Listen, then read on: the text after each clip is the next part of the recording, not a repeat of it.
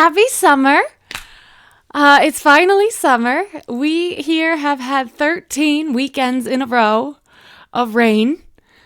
And this is the first weekend where it's actually like summer weather and warm and nice out and lovely. And I can like go swimming and do things. And yeah, I'm currently just sitting inside drowning in books. So it looks worse. I was going to say it looks worse than it is, but no, it is what it is. It is exactly how it looks. See, this and like a tiny stack over here, I'm not sure you can see like this. This is the biggest like subcategory of books within my like 300 plus, close to 400 books I have not read in this house. This subcategory you see before you here is the largest. And that is Greek mythology or Greek mythology retellings. And as I'm saying this, I just forgot one more. Okay.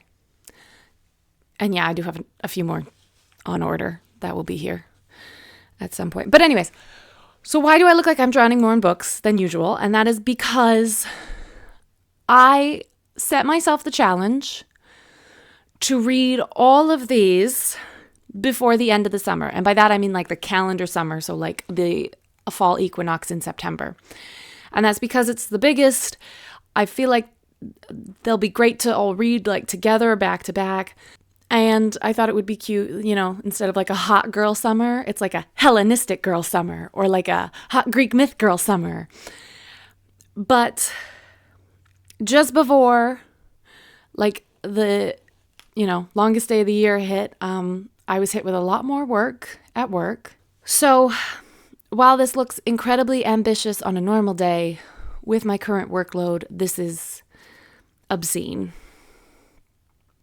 But that being said, I still would like to attempt this. I mean, seeing them all together like this is overwhelming.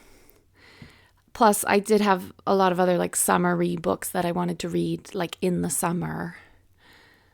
But we're going to do our best, as always. So I'll probably be making a couple video updates, reviewing a lot of these. I'm not going to go through them all now. But I mean, like, you got to see some of these. I mean, they're beautiful. Like, look at these sprayed edges. These are just, you can see why I just like kept collecting them. Like, they're going to be so cool. There's like a bunch of Medusa ones. Like, these are all things I'm really excited to read. But I wanted to make this introductory video to explain to you how and why we got here, both as a culture to have this many Greek myth retellings all at once, and me personally. So we're just gonna scooch some of these out of the way. Okay, it's a bit better. So back in, I want to say it was early 2010-ish, a book came out called Song of Achilles, and it might have won some awards or something, but it wasn't that big of a deal. But then when TikTok started, this was like the first book to go super viral on TikTok, Song of Achilles. And what it is just a retelling of the Iliad, which is the story of Achilles and the Trojan War and all of this.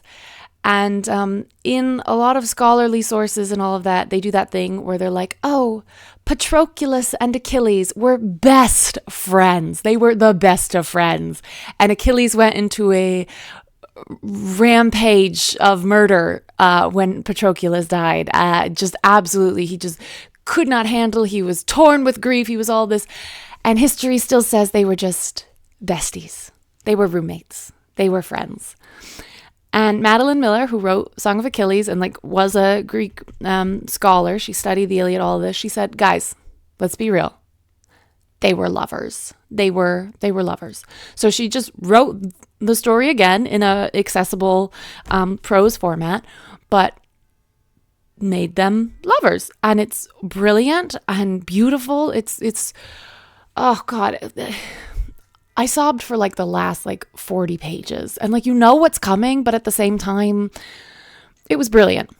And so again, this has been sitting there for years, and like no one really thought much of it, but it went huge on TikTok when TikTok started a few years ago, like in 2020. That was like the big book to go viral. And then the next thing you know, everybody and their mother are writing new versions of Greek mythology, Greek myths. You've got everything from, this one's a nonfiction one, but this is Arachne. The myth goes that she was an incredible weaver and said her weaving was better than Athena. Mistake number one, never say you're better than a god at anything. And Athena challenges her to a weaving contest, and the story goes that Arachne was better than Athena, so Athena turned her into a spider. And this is in verse, which I love, so it's like written in a poem format, novel in verse, of that same story, but like giving you more backstory and possibly after story. No idea. But I'm just really excited for this. And this book is especially cool because the Iliad and like the original Greek myths would have been told in lyrical poems. So this is the Iliad, translated by Emily Wilson. Emily Wilson, who was the first woman to ever translate the Odyssey. Yep, it's been 2,000 years and she was the first woman to translate the Odyssey. And she found so many like little sexist and racist changes that translators had made over the years. And so she made different choices and she really leaned into the original poetic form. I saw her give a talk at the Boston Book Festival a few years ago, and she opened with like performing her piece, like praising the gods. She did it in Greek and then she did it in English, and she's so cool. But so the poetry is very in line with ancient Greek myth. But there's so many different ones, because then you end up with like this one is takes place in like Victorian London, but it involves the Minotaur kind of like washing up on shore and like King Minos like returning. This one is the two world wars from the point of view of the Greek gods. And then this one, Natasha Pulley, she's one of the like biggest authors in this genre. She this will probably be like set in times of ancient Greece, and it's all about him to Dionysus, who his story is far more interesting than most people give him credit for. So, and then of course you have your usual Percy Jackson. Percy Jackson would have started around 2010 as well, so right at that burgeoning point of when all this started, but has become super huge once more because of the new series on Disney Plus right now. So this is a book from like the extended universe, and this one's actually getting a sequel this year. I also have a giant book full of new translations, some of them by Emily Wilson, of original Greek plays. We have so many. The biggest in the industry, the biggest is Persephone and Hades retellings, which I might have to just do a whole video on them because they are problematic and beautiful. And it's so interesting to me that like this is the myth that like everybody latches onto. Like there are so many books on Persephone and Hades. It's a little maddening. We've got original text, queer love from Greek myth, because yeah, they were super gay guys. This one, I said I wasn't going to go through them all, but here I am. But this one is Dali, like the artist Dali, and how he like sort of kind of kidnapped this lady, and so it's kind of a Hades and Persephone leaning story. So again, so much diversity, so different. Some just classic retellings, some just like with the name. This one's called Icarus, but it's about like a modern teen, part of like an art heist family or something. So there's a lot. But the way that I got here is a little backwards, because a lot of people who read all of these books these days, a lot of young women, if you took a poll of all the women about my age who are reading Greek myth retellings, who are interested in Greek mythology, I'd say 9 out of 10 of them would say, well, yes, that's because I read Percy Jackson as a child or something of the sort. I did not read Percy Jackson until just like 2 years ago. And so I kind of came into it backwards. Usually you like become interested in something through like an accessible fictional point when you're younger, and then you start to look at the more scholarly stuff when you're older. I started with the scholarly stuff and then stumbled my way backwards. I was like, well, if I'm this big of a Greek myth fan, I should probably read Percy Jackson at this point. And I did not regret it. And so this book, this one, most people, it's Song of Achilles that gets them into all of it. But for me, it was this one, Pandora's Jar by Natalie Haynes. And this is a nonfiction book where Natalie takes a bunch of characters that you know from myth and tells you all you don't know about them. Because mythology started as oral tradition, right? Mythology, it didn't get written down until so much later, and even then that was just one version that got written down. But because it was told and retold so many times, there were a bunch of different versions, slight alterations. And regionally, like the Greeks, spread throughout the Mediterranean. They traded, they shared, they conquered, and they shared their stories. So, for example, to the Greeks, the Amazon warriors, right? The warrior women, like these mythical, they lived without men, they murdered men, and they were villains. They were exotic and fascinating, but they were villains. But and they were like originating in like the area of Turkey, but there was a like Greek colony essentially. They were kind of conquered by the Greeks in that area in Turkey, this one town, and they took one of the Amazons to be like their like town saint, like she was their goddess, because they just admired her and admired the fact that she murdered a bunch of Greeks. And so this book is rather small. I find it really accessible.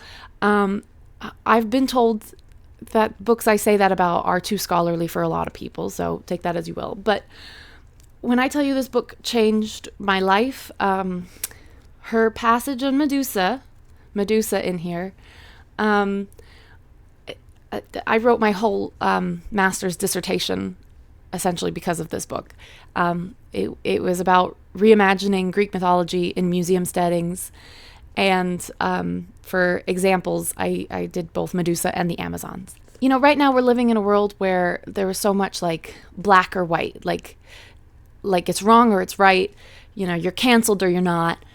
And to me, this book is a reminder that even the myths at the root of our culture, because so much of, the white Western world like looks to ancient Greece as our origins, so much of what you thought wasn't black or white. It didn't have a single narrative. It was dynamic. It was different. It was ever changing, and it was personal.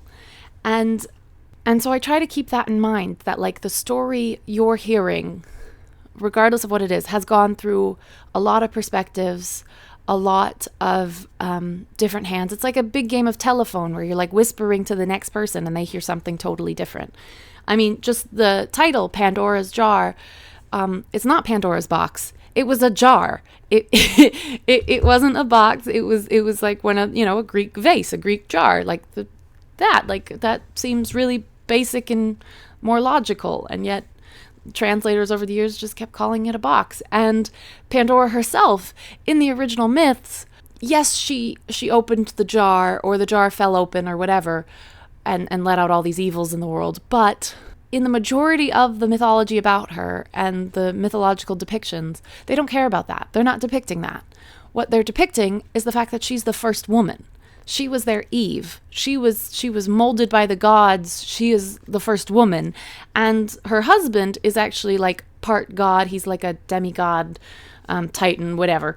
And so essentially she's the first like human. And that's what's significant about her. That's what's important about her.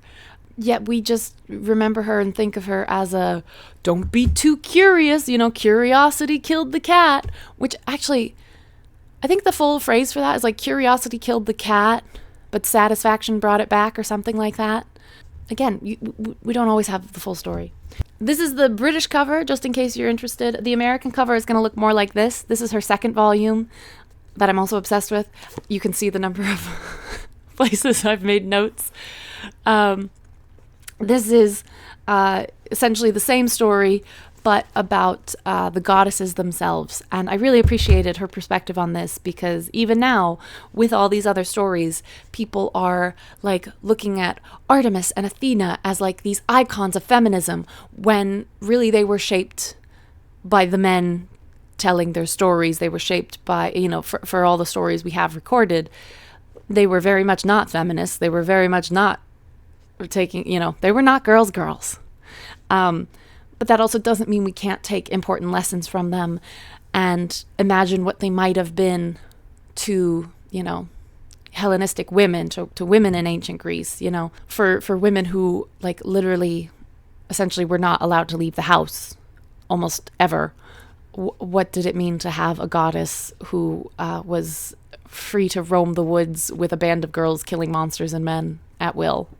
So that is how I got here. That is how we got here to so many Greek myth books.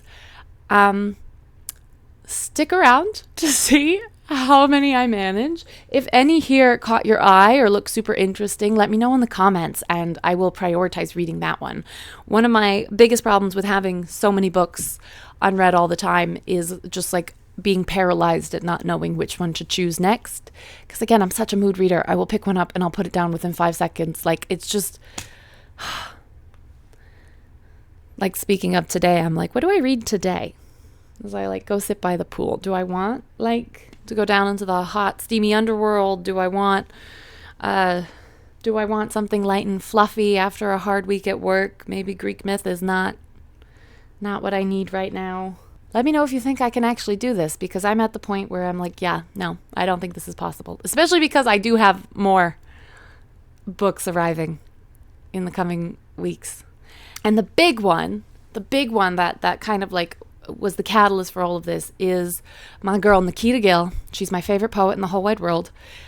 She wrote and like I have been like stalking her and haunting her. She went on an interview a couple of years ago and said she was working on this project. And I was like, when can I read this? And finally it's coming. And it is a novel in verse, so with the poetry, about HEKATE or HEKATE, depending if you have a British accent or not, who is a goddess of the underworld. She's known as like the three-faced goddess. She was in the most recent Percy Jackson book. She was like the main goddess. And she's essentially the goddess of witchcraft, which is super cool. And so this is Nikita Gill. I just love her work so much. And so I'm so excited for this. And that comes out in September. And so I'm hoping to have a huge chunk of these done by then, just to like feel better about getting more books.